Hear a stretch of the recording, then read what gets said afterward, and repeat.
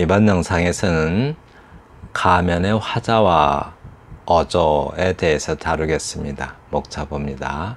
시와 화자, 시적 화자와 일반적 유형, 시 속의 나와 현실 속의 나, 일상 속의 나와 구체적 경험 속의 나, 가면의 화자와 어조, 불투명한 가면과 시적 화자, 숨은 화자와 시 속의 역할, 숨은 화자와 감각적 인식, 화자와 지각의 변화, 이 목차들을 보면서 어떤 내용이 있을지 늘 생각하시는 겁니다. 네, 복습합니다.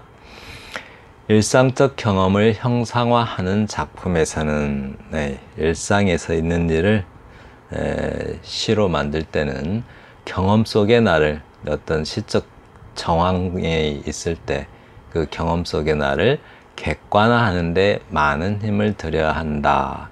이 객관화라는 말 늘 유념하시기 바랍니다. 일상의 경험을 시로 표현할 때는 구체적 경험의 국면을 명확히 구분하고 객관화해야 한다. 왜 이렇게 자꾸 객관화할까요? 그죠? 구체적이란 말을 시에서는 많이 쓰죠. 시를 설명하시는 분들이. 구체적 경험의 국면, 그 국면을 객관화해야 된다. 이렇게. 시는 주관적 관념의 세계가 아니죠. 그래서 늘 객관화해야 합니다.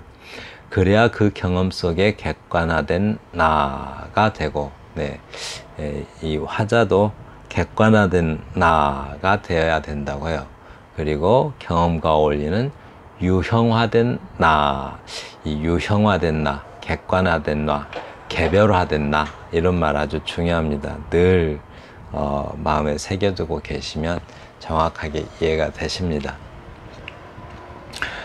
세 가지 뭐뭐 말했죠? 객관화된 나, 개별화된 나, 유형화된 나, 이거 아주 중요합니다. 작가로서 작품 밖에 나는 경험 세계를 성공적으로 표현하기 위해서 실제적 경험과 상상적 경험을 사실적으로, 이 말 아주 중요하죠. 사실적으로 엮어야 한다. 그래야 시인의 의도가 분명하게 나타나겠죠. 시적 내용이 개인적 차원을 넘어서기 위해서는 개인적 사실이 새로운 의미 또는 새로운 깨달음을 드러내야 한다. 이 일상적 경험을 시로 표현하는데 개인적 차원에서 시를 쓰게 되면은 사담이 되겠죠. 그래서 늘 사담이 되지 않으려면 그 구체적 경험이어야 되고, 그죠? 구체적 경험이어야 하고, 그 경험이 새로운 의미 또는 새로운 깨달음을 담고 있어야 되죠. 그래야 그 개별화가 되죠. 그래야 개별화가 됩니다. 상투적 과정이나 상투적 비유는 많이 쓰면, 상투적 비유를 많이 쓰면 기시감을 준다라는 평가를 받을 수가 있습니다. 그래서 이 상투적이란 말, 과장을 해도 늘 다른 사람들도 할 것 같은 그런 과장, 또 저 비유를 해도 다른 사람들도 할 것 같은 그런 방식의 비유, 그런 걸 많이 쓰면 어디서 많이 본 듯한 느낌을 준다라는 평가를 받게 됩니다.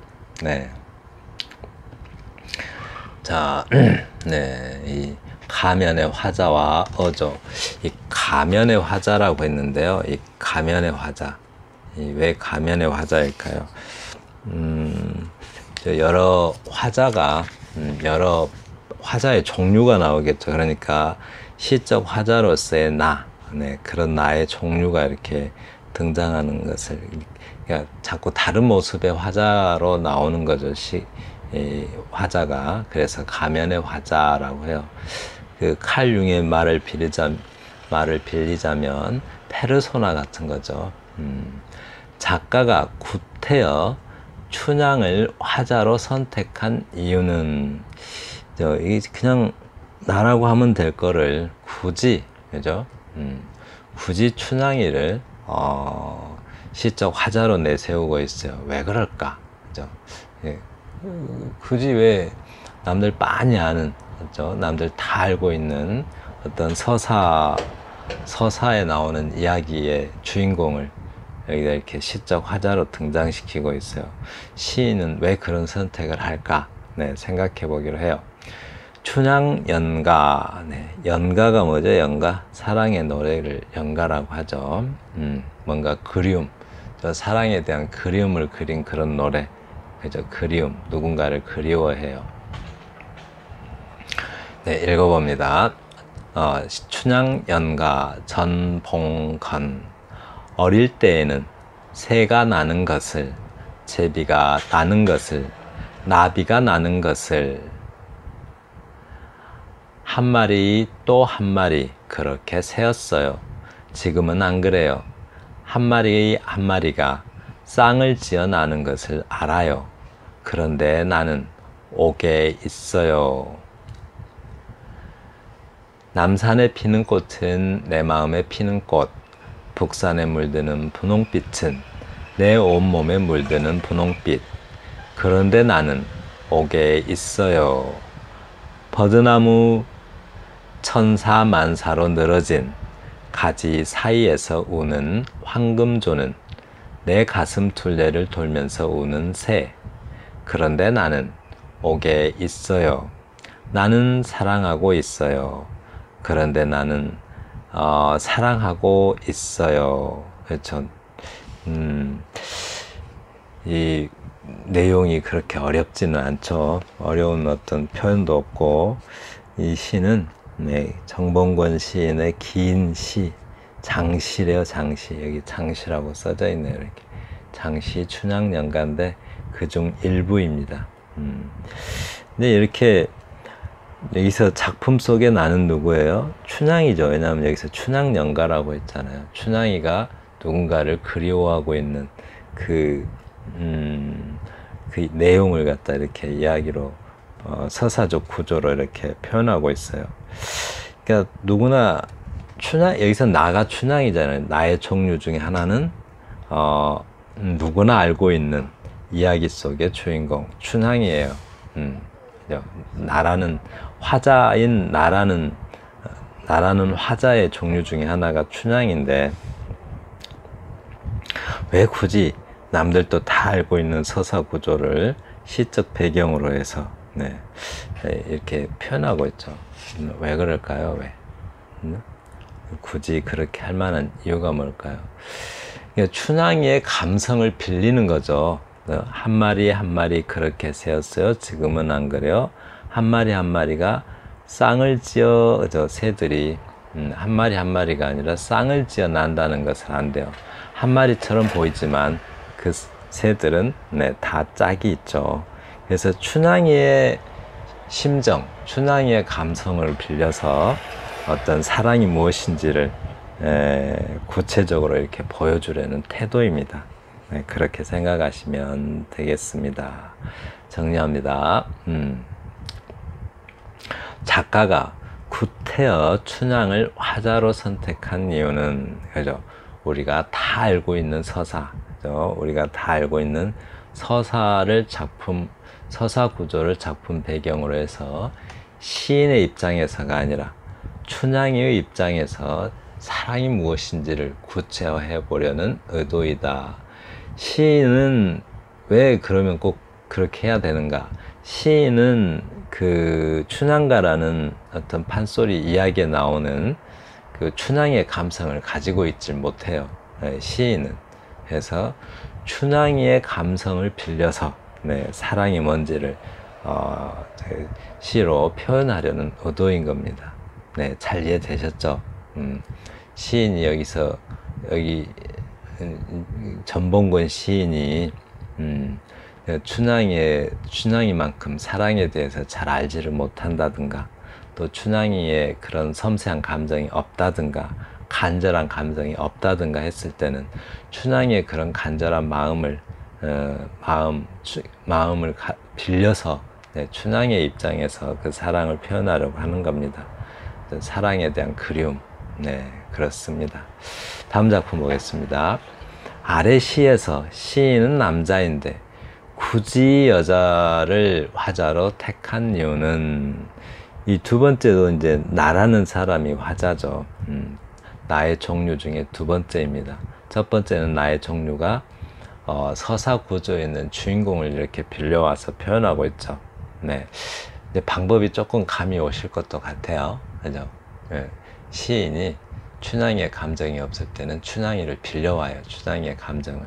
네. 그럴 때는 독자들도 아는 내용이었겠죠. 그래야 그 춘향이의 감성을 독자들이 이해할 테니까요. 당신의 편지. 한용운 시인이 남자라는 건 누구나 다 알죠. 네, 근데 굳이 여자로 화자를 선택했어요. 한용운이 여자의 페르소나를 쓰고 있는 거죠. 네. 당신의 편지, 당신의 편지가 왔다기에 꽃반 매든, 여기 매든이라고 제가 이렇게 다 읽고 할게요. 당신의 편지가 왔다기에 꽃반 매든 호미를 놓고 떼어 보았습니다. 그 편지는 글씨는 가늘고 글줄은 많으나 사연은 간단합니다. 만약 님이 쓰신 편지이면 글은 자를지라도 사연은 길터인데, 당신의 편지가 왔다기에 바느질 그릇을 치워놓고 떼어 보았습니다. 그 편지는 나에게 잘 있느냐고만 적고 언제 오신다는 말은 조금도 없습니다. 만일 님이 쓰신 편지이면 나의 이름 묻지 않더라도 언제 오신다는 말을 먼저 썼을 터인데, 당신의 편지가 왔다기에 약을 다리다 말고 떼어 보았습니다. 그 편지에 있는 당신의 주소는 다른 나라의 군함입니다. 만일 님이 쓰신 편지이면 남의 군함에 있는 것이 사실이라 할지라도 편지에는 군함에서 떠났다고 하셨을 터인데, 네, 이 시도 금방 이해는 잘 되시죠? 어려운 표현이 없죠? 여기 한용운 시인이 뭐 남자인 건 누구나 다 아는데 왜 굳이 이렇게 여자의 페르소나를 쓰고 이 시를 썼을까? 뭐 뻔하죠. 이렇게 여러 가지 이렇게 사정 중에 우선 이 연 구조를 보시면 어떤 시간적 구조에 따라서 연이 이렇게 전개되는 것이 아니라 어떤 사례별로 그냥 연을 세 개를 따로따로 이렇게 연결해 놨습니다. 시인이 남자인데 굳이 이렇게 여자로 표현한 이유가 뭘까? 시인은 남자니까 이렇게 섬세한 감성을 가지고 있지 못해요. 만약 이걸 남자가 이런 말을 썼다라고 가정을 하면 좀 이상하죠. 이렇게 남자가 이렇게 뭐 꽃밤 매든 호미를 넣고 떼어봤습니다 이렇게 한다든가, 또 이런 섬세한 글을 쓰는 것은 너무 안 어울려요. 그래서 이 시적 국면이라고 할까요? 시적 국면, 시적 정황 또는 시적 상황, 또 시적 내용, 또 시적 국면이라고 할게요. 시적 국면에 어울리는 화자를 쓴 겁니다.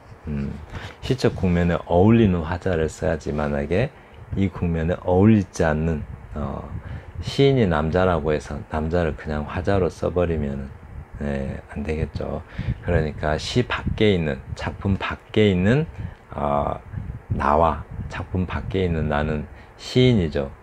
시인과 그리고 시 안에 있는 나는 별도입니다. 한마디로 시 안에 등장하는 나는 허구적 인물이죠. 실제 인물이 아니고, 그러니까 소설 속에 주인공이 있듯이 그렇게 허구적 인물입니다. 네. 정리하겠습니다. 위 시인은 남자인데 굳이 여자를 화자로 선택한 이유가 뭔가?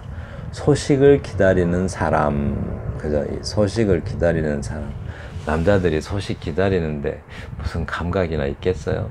네, 뭐 별로 좀 무덤덤하죠. 감수성이 부족해서. 그래서 이제 여자들의 감수성을 빌리는 거죠. 남자가 써야, 이 시는 지금 남자가 써야 되는데 남자의 감성으로 이 시를 쓰게 되면 좀 너무 안 어울려요. 그래서 미묘하고 섬세한 심리적 정황과 사실을 표현하기에는 여성적 어조가 더 어울리기 때문에 바로 시인은 남자지만 여자를 화자로 선택하고 있습니다. 네, 이 어조라는 단어 이제 아주 좋죠. 이렇게 어조, 말씀 어자에 고를 조자인데 한마디로 언어적 음을 말하죠. 노랫가락처럼 그런 어떤 어조가 톤이죠. 톤. 시적 내용이, 시적 어조가 여성적이어서 네, 여성을 선택하고 있습니다. 자, 두 가지 나왔죠. 시 속의 나의 종류. 첫 번째는 서사 구조 속에 있는 인물의 감정을 빌리고, 두 번째는 성이 바뀌어서 다른 성의 감수성을 빌리는 거죠. 네, 그렇게 해서 표현하고 있습니다. 일부러 이렇게 시는 좀 읽기 쉬운 걸로 이렇게 선택하신 것 같아요, 저자께서. 네, 세 번째 시 보겠습니다. 우화의 세 가지 종류 기억나나요? 우화의 세 가지 종류. 우화.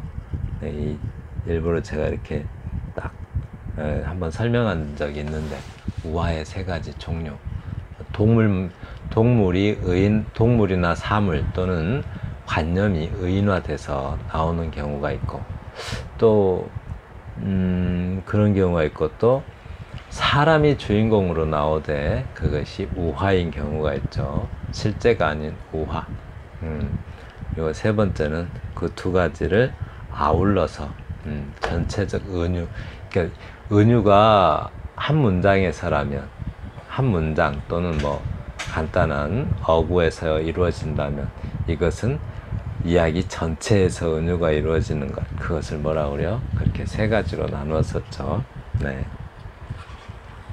아래 시의 시적 화자의 형태는 이라고 했는데요. 시적 화자의 형태가 뭔지 봐요. 그리고 화자로 사람을 선택하지 않고 굳이 의인화된 관념을 선택한 이유는, 이 시적 화자의 답이 나와버렸네요. 이렇게 관념이래요. 관념이 화자예요. 관념이. 네, 그 이유가 뭔가, 네, 한번 보겠습니다.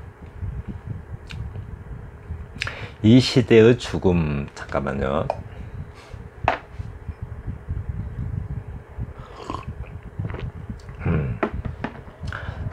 네. 저기 너무 더워서 창문을 열어놓고 했더니 자동차 소리 들리죠. 이 동네는 경기도 강주인데요. 바로 옆에 산이 있어요. 산이 있어가지고 지금은 소리가 안 나는데, 여름에는 벌레 소리 때문에 잠 못 자고, 아침에는 새 소리 때문에 늦잠을 못 자요. 그냥 일찍 해가 뜨자마자 일어나야 됩니다.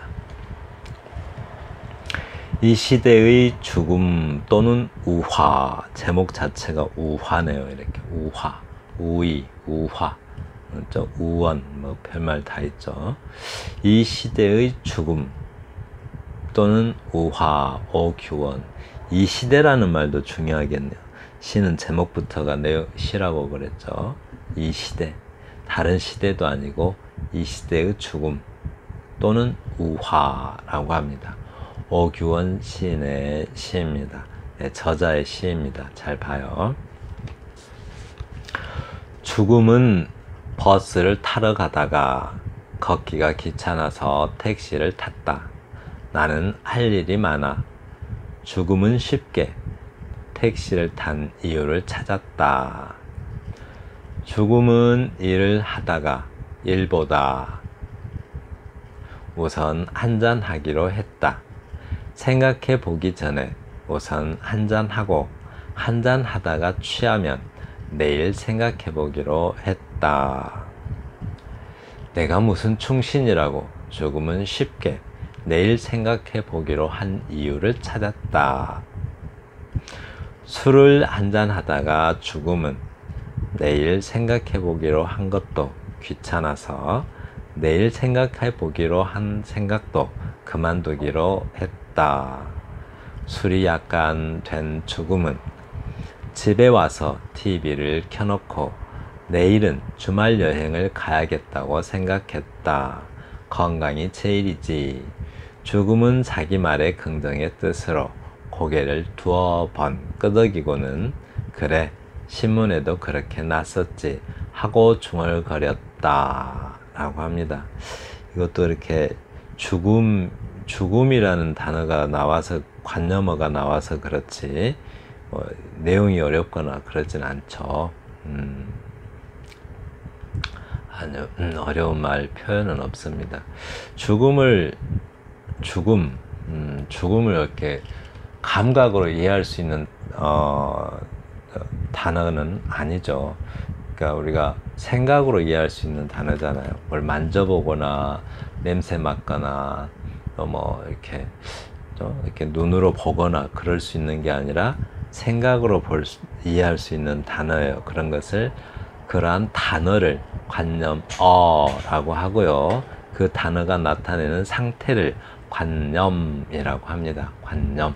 네, 죽음의 상태를 관념이라고 하고 죽음이라는 글자를 관념어라고 합니다. 네, 관념과 관념어의 차이는 금방 아시겠죠? 그래서 이렇게 그러면 이제 죽음은 버스를 타러 가다가 걷기가 귀찮아서 택시를 탔다라고 합니다.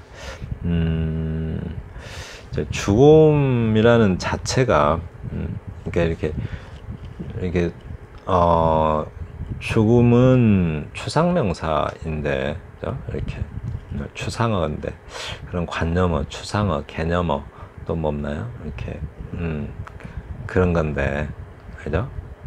관념어, 추상어, 개념어, 뭐 일반어 뭐 이렇게.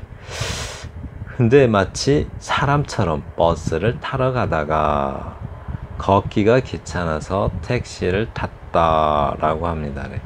네, 죽음이 그렇대요.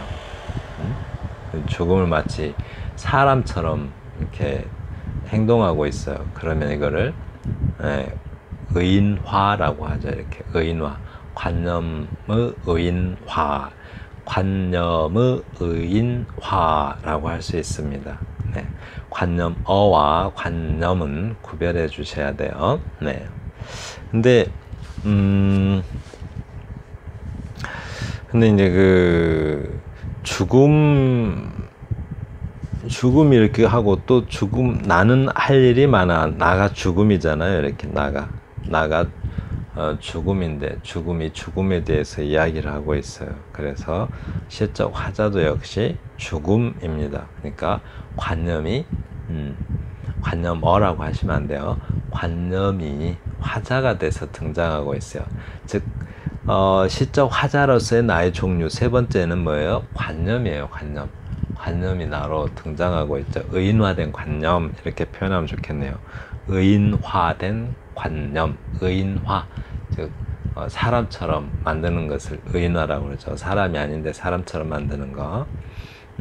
나는 할 일이 많아. 그래서 죽음에 대해서 이야기를 하고 있어요. 이렇게. 죽음은 쉽게 택시를 탄 이유를 찾았다. 죽음이 자기니까 왜 택시 탔는지 그 이유 속사정을 잘 알겠죠. 죽음은 일을 하다 일보다 우선 한잔하기로 했다. 네, 딴전 피우고 있어요. 할 일 안 하고. 생각해 보기 전에 우선하고 한잔하기로 하면 한잔하다가 취하면 내일 생각해 보기로 했다. 죽음의 태도입니다. 이렇게. 죽음이라는 관념, 태도예요. 이렇게. 내가 무슨 충신이라고 죽음은 쉽게 내일 생각해 보기로 한 이유를 찾았다. 늘 어떤 사태에 대해서 사태 앞에서 늘 회피하고 미루고 변명하고 하는 태도를 지금 이렇게 표현하고 있어요. 죽음이 그렇대요. 네? 죽음이 사태 앞에서 늘 회피하고 미루고 또 그 핑계를 찾고 하는 태도를 가지고 있다고 합니다. 술을 한잔하다가 죽음은 늘 생각해 보기로 한 것도 귀찮아서 게으르기까지예요. 또 죽음이 내일 생각해 보기로 한 생각도 그만두기로 했다. 포기도 잘해요. 네. 술이 약간 된 죽음은 집에 와서 TV를 켜놓고 내일은 주말 여행을 가야겠다고 생각했다. 건강이 제일이지.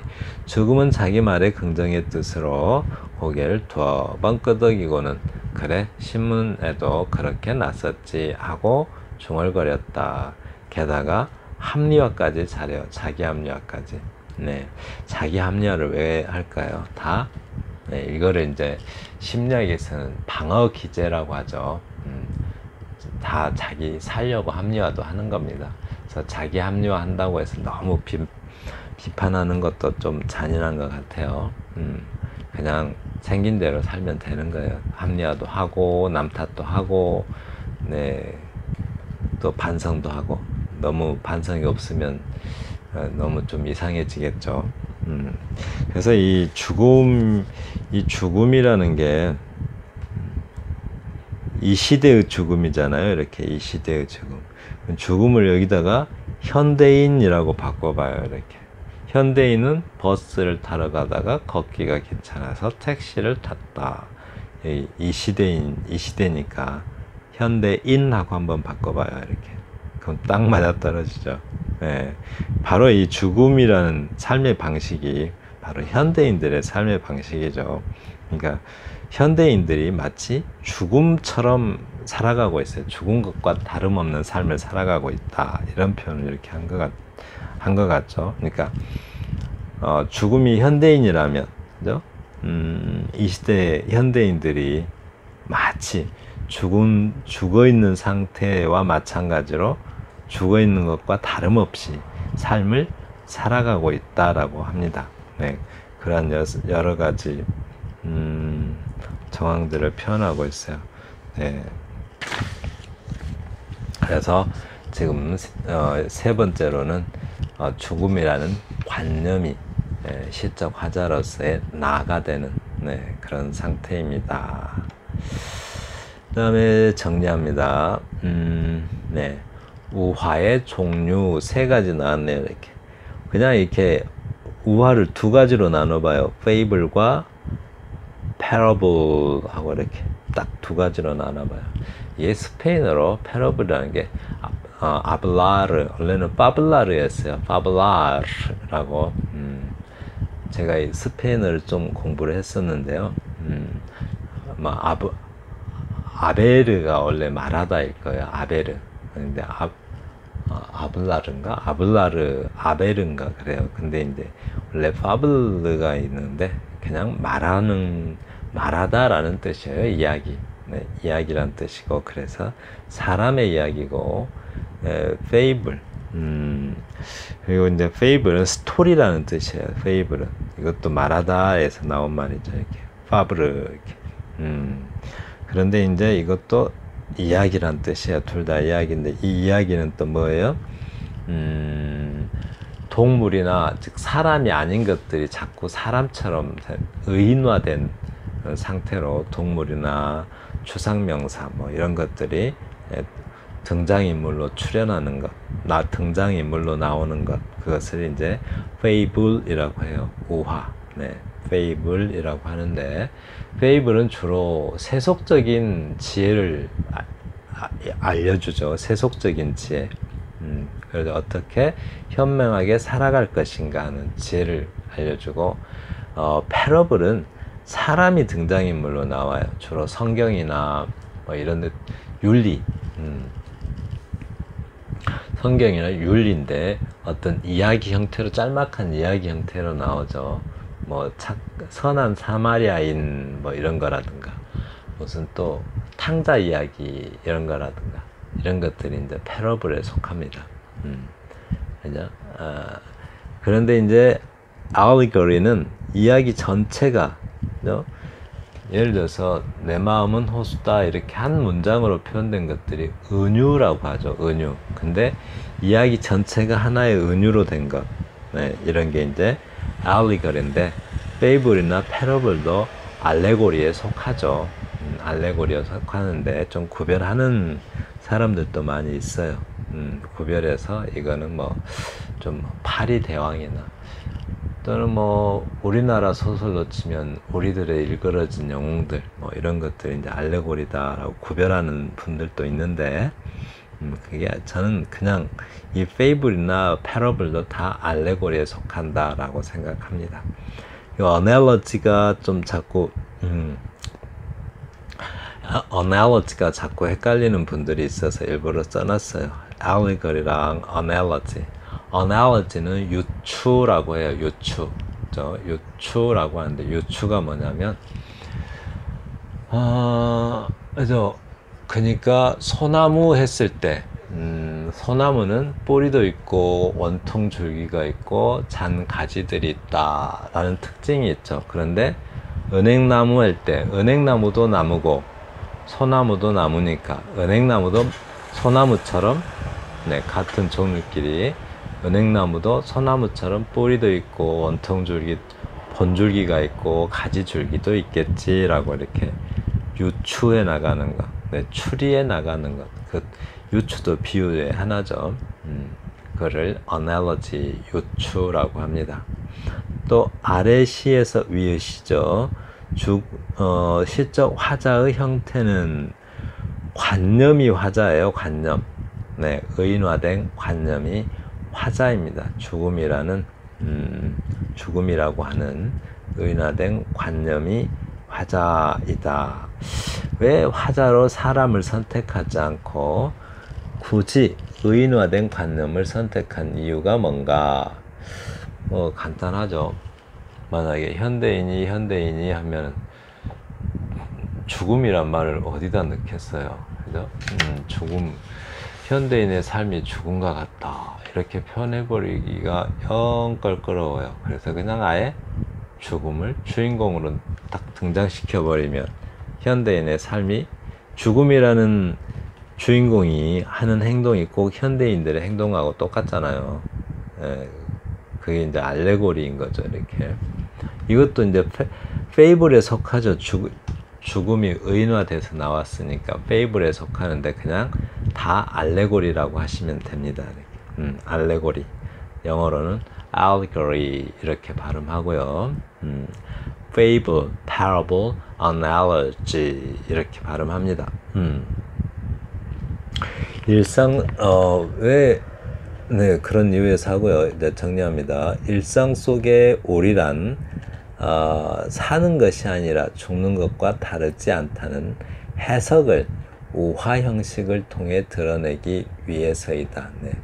우화 형식. 우화 형식을 통해 드러내기 위해서래요. 뭔가 교훈을 주죠. 그렇게 살지 말라는 거죠. 그 오리와 같은 사람을 화자로 내세운다면 안일하게 사는 우리의 일상의 재현에 불과하게 된다.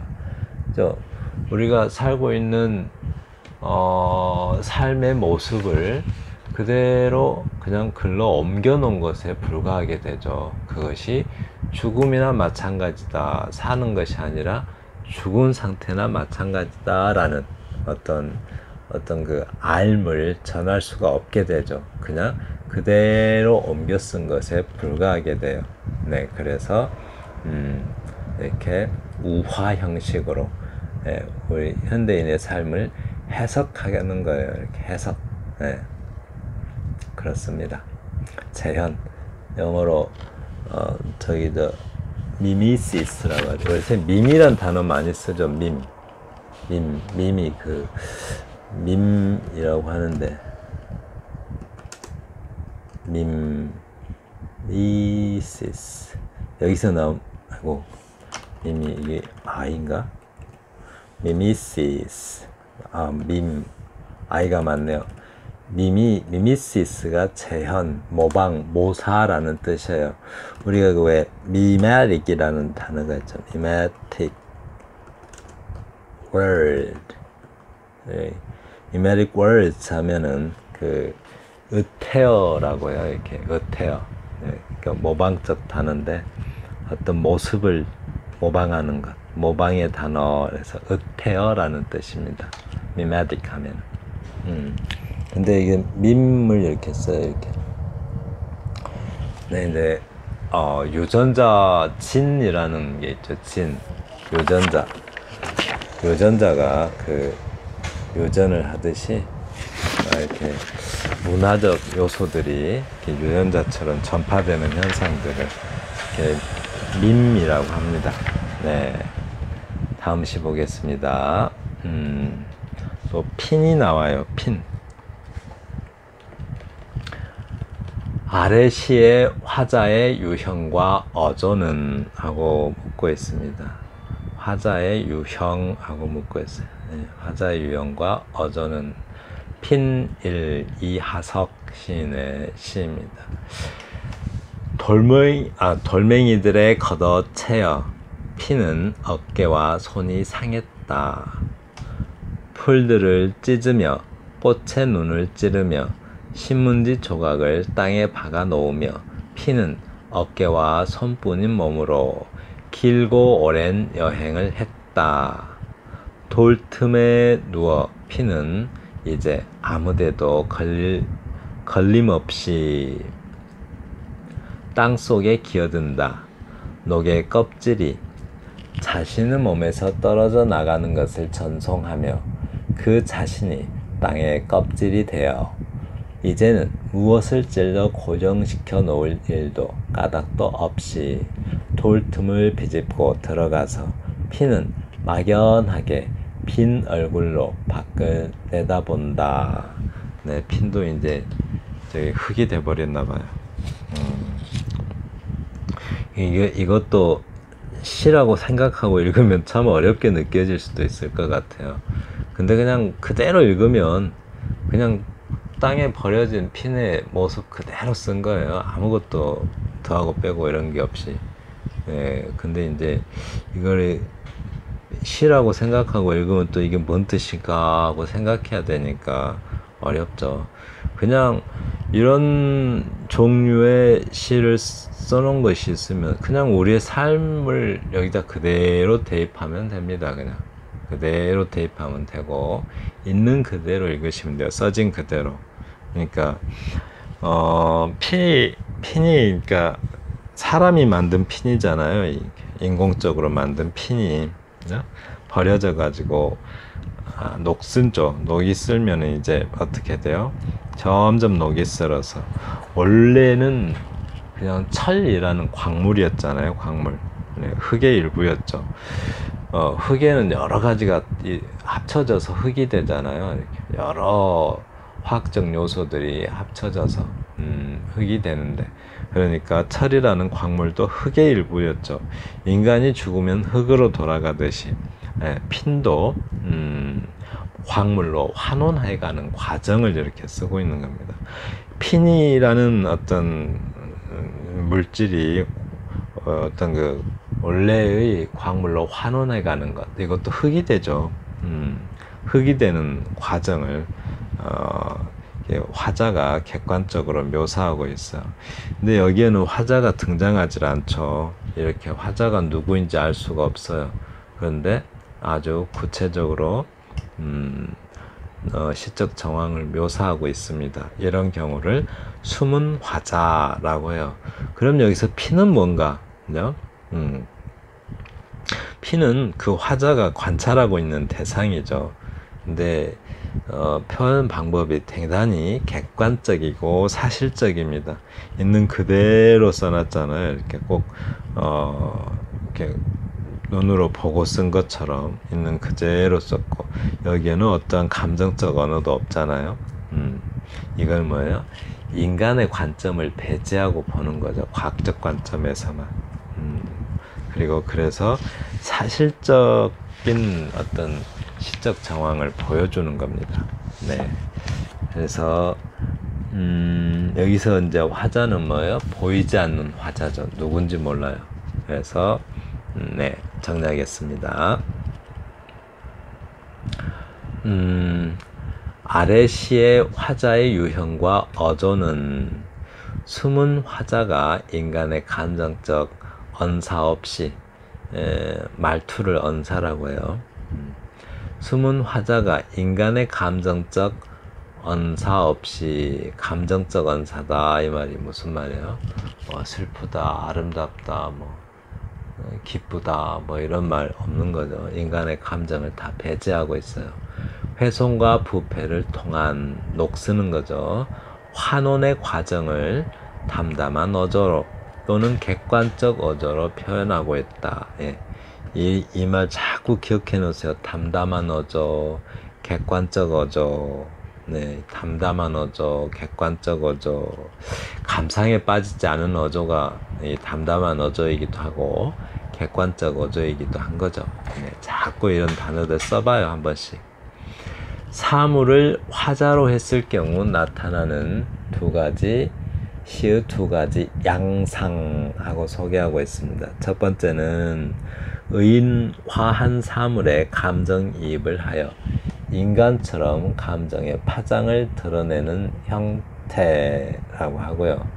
또 감정을 배제하여 극단적인 사실적 수법으로 묘사하는 형태. 저 그림에서 미술에서 극사실주의라는 화법이 있죠. 네, 그런 식으로 표현하는 겁니다. 시를. 시의 화자인 나가 현실적 나의 차원에 가까워질수록, 네, 그러니까 시적 화자로서의 나가 시인 차원이죠. 시인의 감정에 가까워질수록 시는 사적 사담의 공간이 될 가능성이 크다라고 합니다. 네, 시가 사담이나 읊어대는 그런 공간이 된대요. 그럼 뭐가 안 돼요? 공감이라는 거죠. 그러니까 시로서의 공감이 이루어지지가 않겠죠. 그러니까 무슨 뭐 넋두리 또는 뭐 잡담은 심한가요? 넋두리 이런 것들이 되는 거죠. 시에서의 어조란 시인의 어조가 아니라 화자의 어조여야 한다. 그렇죠. 춘향의 어조여야 되고 또 남자 시인이지만 여성의 어조여야 되고 또 죽음이라는 무생물의 어조여야 하는 거죠. 또는 과학자가 관찰하듯이 관찰자의 어조, 아주 객관적으로 극사실주의가 극사실주의 화법으로 그림을 그리듯이 아주 객관적으로 담담하게 표현하는 그런 어조인 거죠. 네. 그래서 시인이 시적 화자로 누구나 아는 이야기의 주인공이나 사물, 관념을 쓰는 이유가 뭔가? 네, 이유가 뭐예요? 이유가. 네, 설명했죠. 시인이 유형화된 인물, 관념, 사물의 입장에서, 네, 바로 그 시에 등장하는 이것들이 인물이나 유형화된 인물, 유형화된 관념, 유형화된 사물의 입장에서 시인의 입장이 아니고 이들의 입장에서 세계를 보다 객관화할 수 있기 때문이죠. 객관적으로 바라보고 이야기할 수 있다. 바로 객관화하는 겁니다. 그렇게 말하는 게. 자기의 감정을 배제하고 객관적으로 표현하는 것. 네. 그게 객관화죠. 화자로 선택한 인물, 관념, 사물이 거느리고 있는 의미체계를 인유적 또는 비유적으로 수렴할 수 있다. 이 말이 무슨 말일까? 이렇게 만약에 화자로 선택한 인물로 볼까? 만약 춘향이라면 춘향이가 가지고 있는 의미체계가 있죠.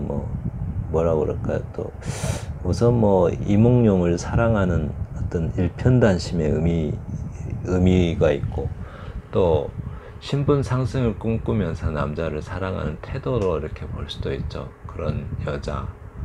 또 뭐라 그럴까요? 여러 가지 사랑에 대한 감수성이 대단히 예민한 사람. 이렇게 표현할 수도 있을까요? 죽음이라는 관념. 죽음이라고 본다면 또 사물, 핀이라는 사물의 입장에서 죽음은 나왔으니까 표현할 수 있겠네요. 이렇게 죽음의 관념의 입장에서 세계를 객관적으로 볼 수가 있다는 거죠. 우리가 살아있는 생명으로서 우리의 삶의 모습을 보면은 객관화시켜서 볼 수가 없으니까 죽음의 입장에서 삶을 바라보는 거죠. 네. 그러면 엉뚱한 데 이야기하고 있었는데 의미체계 말하려고 했는데 죽음이 가지고 있는 의미 이 세계에서 저 세계로서의 삶이 바뀌는 것이기도 하고 다양한 의미들이 있을 것 아니겠어요? 이거 강물로 할까요? 강은 의미 체계가 많죠. 우선 강은 흐름이라는 의미를 가지고 있고 물의 흐름 또는 뭐 삶, 생명, 죽음, 또 단절, 뭐 헤어짐 여러 가지 의미 체계를 가지고 있잖아요. 그러한 여러 가지 의미를 가리켜서 의미 체계라고 합니다. 그런 의미들을 수렴할 수 있다라고 해요. 뭐를 통해서요? 인유나 비유를 통해서 수렴할 수 있다라고 합니다. 시적 국면에 어울리는 화자와 그 어조를 동시에 살려서 형식화할 수 있다. 이 세 가지 잘 기억해 놓으세요. 시인이 시적 화자로 이런 걸 선택하는 이유가 뭔가? 그 이유가 바로 이 세 가지 이유다라고 합니다. 네, 지금까지